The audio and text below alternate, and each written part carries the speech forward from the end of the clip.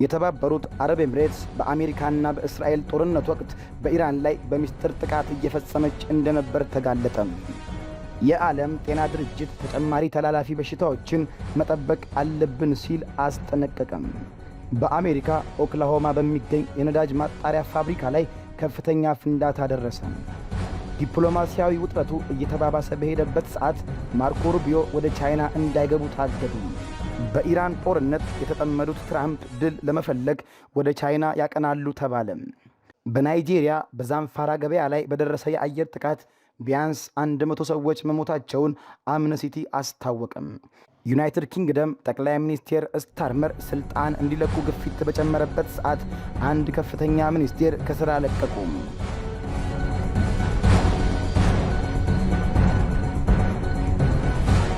ሰላም ጤና ይስጥልን የቻናላችን ተከታታዮች፣ ይህ ቮይስ ኦፍ ኢትዮጵያ ነው።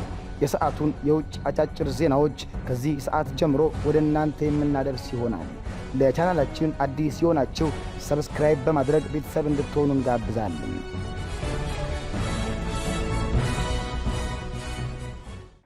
የተባበሩት አረብ ኤምሬትስ በአሜሪካና በእስራኤል ጦርነት ወቅት በኢራን ላይ በሚስጥር ጥቃት እየፈጸመች እንደነበር ተጋለጠ። በመካከለኛው ምስራቅ የጂኦፖለቲካዊ ኬዝ ጨዋታ ላይ ያልተጠበቀና አዲስ ምዕራፍ ተከፍቷል። አሜሪካና እስራኤል ከኢራን ጋር በገቡበት ጦርነት ጥላ ስር የተባበሩት አረብ ኤምሬትስ ዩኤኢ በድብቅ በቴሄራን ላይ ወታደራዊ ጥቃቶችን ስታካሂድ መቆየቷ መጋለጡ የቀጠናውን የፖለቲካ ትኩሳት ወደ አዲስ የፍልሚያ መድረክ አሸጋግሮታል። ይህ ድብቅ ጦርነት በአቡዳቢና በቴሄራን መካከል ያለውን የሻከረ ግንኙነት ወደ ቀጥተኛ ወታደራዊ ግጭት የቀየረ ታሪካዊ ክስተት ነው። በሚያዝያ ወር መጀመሪያ ላይ በኢራን ላቫን ደሴት በሚገኘው የነዳጅ ማጣሪያ ላይ የተፈጸመው ጥቃት የዚህ ጥላ ስር ጦርነት ማሳያ ነው። ይህ ጥቃት የአሜሪካው ፕሬዝዳንት ዶናልድ ትራምፕ ተኩስ አቁም ለማወጅ በቋፍ ላይ በነበሩበት ወሳኝ ወቅት የተፈጸመና ማጣሪያውን ከጥቅም ውጪ በማድረግ በከፍተኛ እሳት የጋየ ትልቅ እርምጃ ነበር። ይህን ተከትሎም ኢራን የቁጣ ማዕበሏን በባለስቲክ ሚሳኤሎችና ድሮኖች አማካኝነት ወደ ኤምሬትስና ኩዌት በማዝነብ ከባድ የአጸፋ እርምጃ ወስዳለች። በተለይም ኤምሬትስ ከማንኛውም ሀገር በበለጠ ከ2800 በላይ የኢራን የሚሳኤል እና የድሮን ጥቃት ሰለባ መሆኗ የሁለቱን ሀገራት የፍልሚያ ምጥጥን አስከፊነት ያጎላዋል። ይህ የጥቃት ምልልስ በኤምሬትስ ላይ ያሳደረው ጫና ወታደራዊ ብቻ ሳይሆን ከፍተኛ ኢኮኖሚያዊ ስብራትንም ያስከተለ ነው።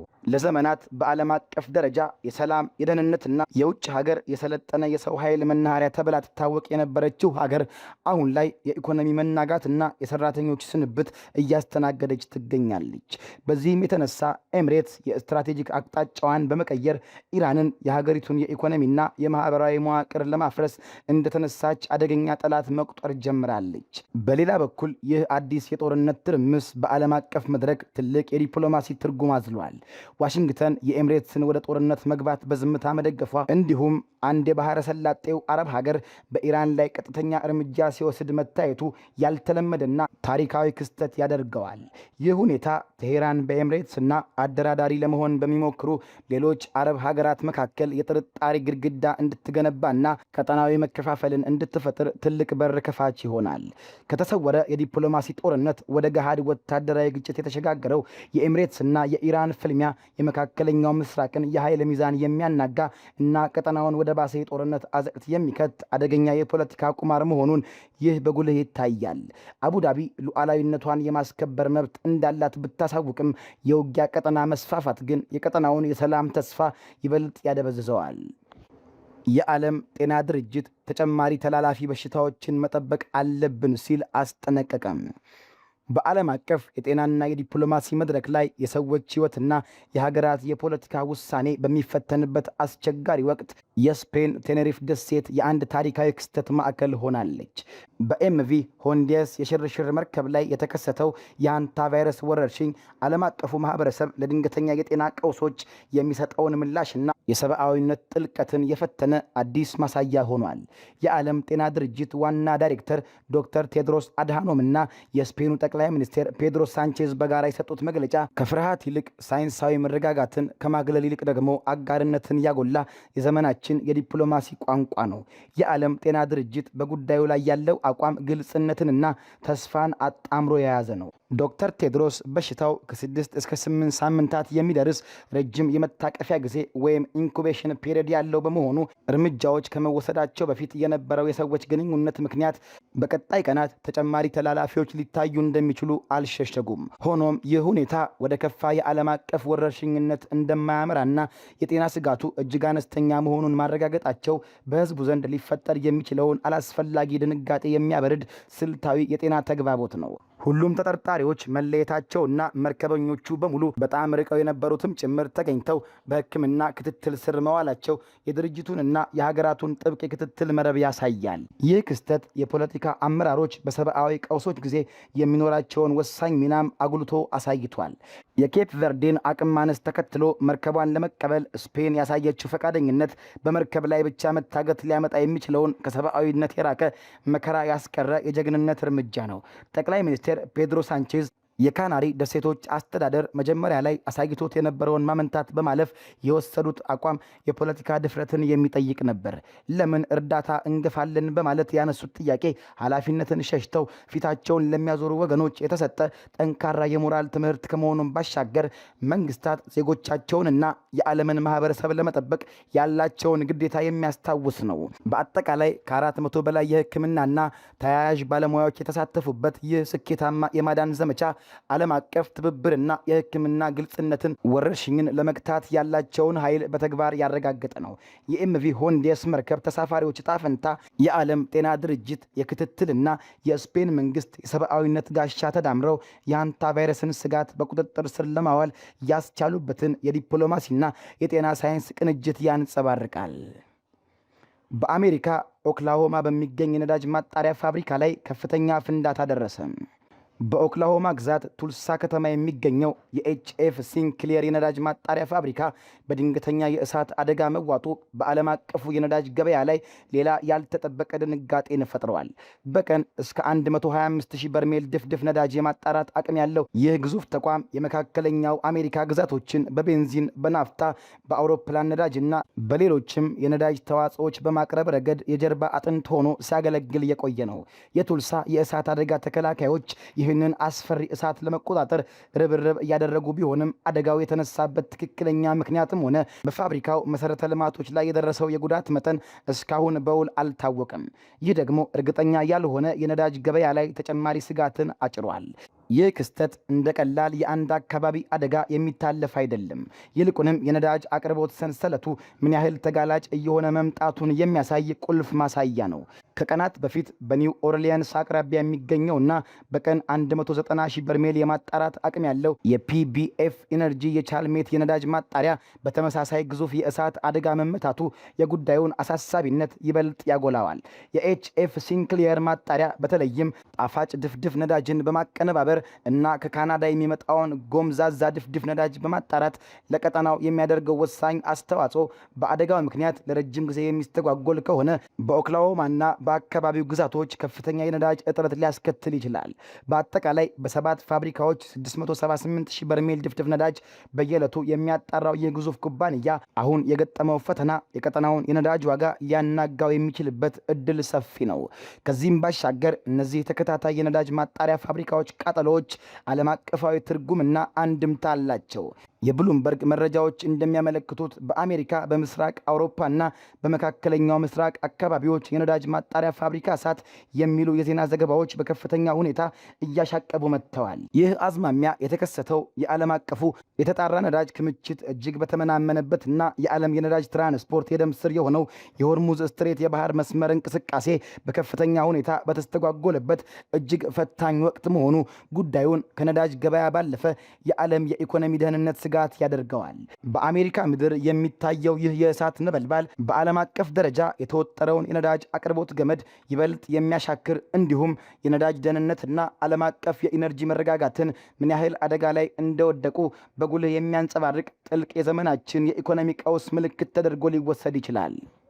ዲፕሎማሲያዊ ውጥረቱ እየተባባሰ በሄደበት ሰዓት ማርኮ ሩቢዮ ወደ ቻይና እንዳይገቡ ታገዱ። በዋሽንግተን እና በቤጂንግ መካከል ያለው የዲፕሎማሲያዊ ገመድ ጉተታ ወደ ከፋ ደረጃ መሸጋገሩን የሚያመላክት አዲስ ክስተት ተፈጥሯል። የዩናይትድ ስቴትስ የውጭ ጉዳይ ሚኒስቴር ማርኮ ሩቢዮ ወደ ቻይና እንዳይገቡ መታገዳቸው የሁለቱን ልዕለ ሀያላን ሀገራት ግንኙነት ወደ ይበልጥ የቀዘቀዘና የተሻከረ ምዕራፍ እያሸጋገረው ይገኛል። ይህ እርምጃ ተራ የጉዞ ክልከላ ሳይሆን ቻይና ለአሜሪካ ፖሊሲ አውጪዎች ያስተላለፈችው ጥልቅ የፖለቲካ መልእክትና የዲፕሎማሲያዊ ጡንቻ ማሳያ ተደርጎ ሊወሰድ ይችላል። ቻይና ማርኮ ሩቢዮን እንደ አንድ ተራ የአሜሪካ ባለስልጣን ሳይሆን የዋሽንግተን ተጽዕኖ፣ ኃይለኛ ትችትና የፊት ለፊት ግጭት ተምሳሌት አድርጋ እንደምትመለከታቸው በግልጽ አሳይታለች። በራፏን በፊታቸው ጥርቅም አድርጋ በመዝጋት ቤጂንግ እያስተላለፈች ያለችው መግለጫ የአሜሪካን ጫናና የሀያልነት ፖለቲካ የሚያራምዱ ድምጾች በድርድር ጠረጴዛዎቻችን ላይ ቦታ የላቸውም የሚል ነው። ይህ ውሳኔ ቻይና በዓለም አቀፍ መድረክ ላይ ያላትን ተጽዕኖ፣ የንግድ ልዕልናና ጂኦፖለቲካዊ ፍላጎቶች ላይ ጥያቄ ለሚያነሱ እና ፈተና ለሚጋርጡ የአሜሪካ ፖለቲከኞች የተተኮሰ የማስጠንቀቂያ ጥይት ነው። በሌላ በኩል ይህ እገዳ ለማርኮ ሩቢዮ እንደ ፖለቲካዊ ኪሳራ ሳይሆን በቻይና ላይ ያላቸውን ጠንካራ አቋም የሚያጸናና የቤጂንግ ቀንደኛ ተቺ የሚለውን ገጽታቸውን የሚያጎላ የክብር ሜዳሊያ ሊሆንላቸው ይችላል። ሩቢዮ በቻይና ላይ በሚያራምዱት የማይለዝብ አቋም የሚታወቁ በመሆናቸው ይህ የቤጂንግ ውሳኔ በሀገር ውስጥ ፖለቲካ ያላቸውን ተቀባይነት ሊያሳድገውና አቋማቸው ጽኑ እንደነበር ሊያረጋግጥላቸው ይችላል። በአጠቃላይ የማርኮ ሩቢዮ የቻይና ጉዞ እገዳ ከግለሰብ ፖለቲከኛ ማዕቀብነት ያለፈ ትልቅ ትርጉም አለው። የዓለማችንን ፖለቲካዊና ኢኮኖሚያዊ ምህዋር በሚዘውሩት በሁለቱ ግዙፍ ሀገራት መካከል ያለው የጥርጣሬና የፉክክር ግድግዳ ይበልጥ እየረዘመና እየወፈረ መምጣቱን ያሳያል። ይህ ክስተት የዩናይትድ ስቴትስና የቻይና የዲፕሎማሲ ግንኙነት መግባባት ከሚታይበት የውይይት መድረክ ይልቅ ወደ አዲስና አደገኛ የቀዝቃዛ ጦርነት ምዕራፍ እያመራ መሆኑን የሚያሳይ ህያው ማሳያ ነው። ቻይና ይህን የመሰለ ውሳኔ ስትወስን፣ በሌላ ጎን ደግሞ የአሜሪካው ፕሬዝዳንት ዶናልድ ትራምፕ ስለ ኢራን ጦርነት፣ ስለ ቻይና እና አሜሪካ የቅርብ ጊዜ ውጥረቶች ከአቻቸው ሺጂንፒንግ ጋር ለመምከር ቻይና ሊገቡ እንደሆነ ተሰምቷል። ከዚህ በመቀጠል የምናየው ጉዳይ ይሆናል። በኢራን ጦርነት የተጠመዱት ትራምፕ ድል ለመፈለግ ወደ ቻይና ያቀናሉ ተባለም። በአሜሪካና በቻይና መካከል ያለው የሀያላን ፉክክር አዲስና ያልተጠበቀ መልክ ይዟል። ከአንድ ዓመት በፊት በከፍተኛ የንግድ ታሪፍ የቻይናን የኢኮኖሚ ጉልበት ለማንበርከክ ቆርጠው ተነስተው የነበሩት የአሜሪካው ፕሬዝዳንት ዶናልድ ትራምፕ ዛሬ ላይ የፖለቲካ ንፋስ አቅጣጫውን ቀይሮባቸው የቤጂንግን ደጃፍ በማንኳኳት ላይ ይገኛሉ። ይህ የትራምፕ የቻይና ጉዞ ከወትሮ የተለየ የሚያደርገው ፕሬዝዳንቱ አሁን ላይ ይዘውት የሚጓዙት የዲፕሎማሲ ካርድ ከጉልበት ይልቅ የፖለቲካ ፍላጎትና የእርዱኝ ጥያቄን ያዘለ መሆኑ ነው። በአሜሪካ የውስጥ ፖለቲካ የተደቀነባቸው የፍርድ ቤት እገዳዎችና ይባስ ብሎ ተወዳጅነት ያጣው የኢራን ጦርነት የትራምፕን የፖለቲካ ጫና በርትቶ እየተፈታተነው ይገኛል። በመጪው ህዳር ወር ለሚካሄደው የአጋማሽ ዘመን ምርጫ የህዝብ ድጋፋቸው እያሽቆለቆለ በመምጣቱ ትራምፕ ከቻይና ጋር የሚያደርጉት ድርድር ከኢኮኖሚ ፉክክር ባለፈ ለፖለቲካዊ ህልውናቸው ወሳኝ የሆነ የድል ዜና ወይም ዊን ማምጣት ላይ ያተኮረ ነው። የሆንግ ኮንግ ዩኒቨርሲቲው ምሁር አሌሃንድሮ ሬየንስ እንዳሉት በዚህ አስቸጋሪ ወቅት ቻይና ትራምፕን ከምትፈልገው በላይ ትራምፕ ቻይናን አጥብቆ ይፈልጓታል።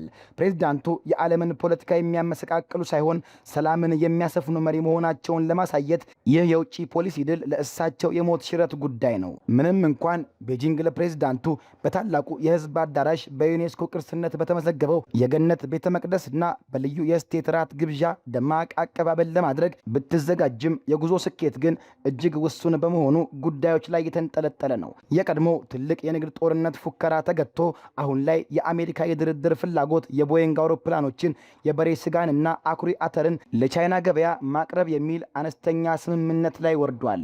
በሌላ በኩል ቻይና የንግድ ጦርነቱ ቆም ባለበት ጊዜ ውስጥ በዋሽንግተን ላይ ጫና የምታሳድርበትን ስትራቴጂካዊ የኢኮኖሚ ስልቷን በጸጥታ ስታጠናክር ቆይታለች። ትራምፕ እንደ ኤሎን መስክና ቲም ኩክ ያሉ ልሂቃንን አስከትለው ቤጂንግ የገቡት የንግድ ስምምነቱን ለማደስ ብቻ ሳይሆን የኢራኑን ጦርነት ለማብረድ የቻይናን አጋርነት ለመጠየቅ ጭምር ነው።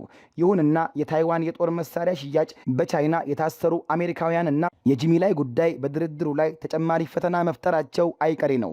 ይህ የትራምፕ የቤጂንግ ጉዞ አሜሪካ በቻይና ላይ ያላትን የኢኮኖሚ የበላይነት ለማሳየት የተደረገ ዘመቻ ሳይሆን በፖለቲካ ቀውስ እና በጦርነት አዘቅት ውስጥ የተዘፈቁት ፕሬዝዳንት የፖለቲካ ነፍስ አድን እርዳታ ፍለጋ ያደረጉት የዲፕሎማሲ ቁማር መሆኑን ይህ ዘገባ ቁልጭ አድርጎ ያሳያል። ባለፉት ዓመታት ስንበዘብዝ ነበር፣ አሁን ግን ከቻይና ጋር ጥሩ እየሰራን ነው። እኔ እሱን ሺጂንፒንግን አከብረዋለሁ፣ እሱም እንደሚያከብረኝ ተስፋ አደርጋለሁ ሲሉ ትራምፕ የተናገሩት ቃል ከአሜሪካ አንደበት የወጣ የአቋም መለሳለስና ስምምነትን አጥብቆ የመሻት ማሳያ ሆኖ ይወሰዳል። በናይጄሪያ በዛምፋራ ገበያ ላይ በደረሰ የአየር ጥቃት ቢያንስ 100 ሰዎች መሞታቸውን አምነስቲ አስታወቀም። በናይጄሪያ ሰሜናዊ ምዕራብ ክፍል የህይወት ግርግርና የዕለት ጉርስ ፍለጋ በሚርመሰመሱባት የገበያ ስፍራ ላይ የዘነበው የሞት ዝናብ የሀገሪቱን የጸጥታ ቀውስ አስከፊነት ዳግም አደባባይ ላይ አውጥቶታል። በዛምፋራ ግዛት ቱንፋ በተሰኘው የገበያ ማዕከል ላይ የናይጄሪያ አየር ኃይል የጣለው አውዳሚ ቦምብ ቢያንስ የ100 ንጹሐንን ህይወት መቅጠፉ ዜጎች በመንግስት መከላከያ ኃይል እና በታጠቁ ሸማቂዎች መካከል ተደፍጥጠው ሰለባ መሆናቸውን በግልጽ ያሳያል። ይህ ክስተት የጦርነትን አረመኔያዊ ገጽታና የንጹሐንን መከራ አጉልቶ የሚያሳይ አሳዛኝ ዘመናችን ትዕይንት ነው። ይህ የደም መፋሰስ ድንገተኛ አደጋ ብቻ ሳይሆን እየተለመደ የመጣ አደገኛ አዝማሚያ አካል መሆኑን አምነስቲ ኢንተርናሽናል ያወጣው ሪፖርት ያመላክታል። ከአንድ ወር በፊት በሰሜናዊ ምዕራብ ናይጄሪያ ጂሊ በተባለች የገበያ ስፍራ በተፈጸመ ተመሳሳይ የአየር ጥቃት ወደ 200 የሚጠጉ ንጹሐንን መገደላቸውን ስናስታውስ የናይጄሪያ ጦር የሚመራበት የስለላ መረጃ ምን ያህል አስተማማኝ ነው የሚለውን አሳሳቢ ጥያቄ እንድናነሳ ያስገድደናል። አብዛኞቹ የጥቃቱ ሰለባዎች ሴቶችና ሕፃናት መሆናቸው ደግሞ የሽብርተኞችን የማጥፋት ስም የተሰጠው ይህ ወታደራዊ ዘመቻ ከታለመለት ዓላማ ይልቅ ንጹሐንን በጅምላ ወደ መቃብር እያወረደ መሆኑን ያረጋግጣል። በሰሜናዊ ናይጄሪያ የሚኖሩ ዜጎች ዕጣ ፈንታ እጅግ አሳዛኝ በሆነ የሞት አዙሪት ውስጥ ተቀርቅረዋል። በአንድ በኩል ለ17 ዓመታት ደም ያፋሰሰው የጽንፈኛ ታጣቂዎች ሽብር፣ በሌላ በኩል ደግሞ የየዕለት ኑሮን የሚያመሰቃቅለው የዘራፊ ባንዳዎች ጥቃት ህዝቡን ሲያደማው ኖሯል። አሁን ደግሞ የህዝቡን ደህንነት ማስጠበቅ ተቀዳሚ ግዴታው የሆነው የመንግስት ጦር በጭፍን በሚያካሄደው የአየር ጥቃት የዜጎቹን ደም ማፍሰሱ መንደሮችን በሁለት ሰዓት መሃል አጋልጦ ሰጥቷል። አምነስቲ ኢንተርናሽናል እንዳስጠነቀቀው ይህ የሰብአዊ መብት ጥሰት እንደ ተራ ተግባር ተቆጥሮ ለመለመድ መጀመሩ ለህይወት የሚሰጠው ክብር ማሽቆልቆሉን የሚያሳይ እጅግ አደገኛ የሆነ የሞራል ውድቀት ነው። የናይጄሪያ ወታደራዊ ኃይል ሽብርተኝነትና የባንዲት ወይም ሽፍትነትን ቡድኖችን ለመዋጋት የሚያደርገው ጥረት አስፈላጊ ቢሆንም የንጹሐንን ህይወት ዋጋ እያስከፈለ የሚመጣ ድል ግን ከሽንፈት የሚለይ አይደለም። ጦሩ ላይ ሆኖ በሚያዘንበው እሳት ንጹሐንን እየጨፈጨፈ የሚሰጠው ጥቃቱ የስለላ መረጃን የተከተለ ነው የሚል ቋሚ ማስተባበያ የፈሰሰውን የንጹሐን ደም ሊያጥብ አይችልም።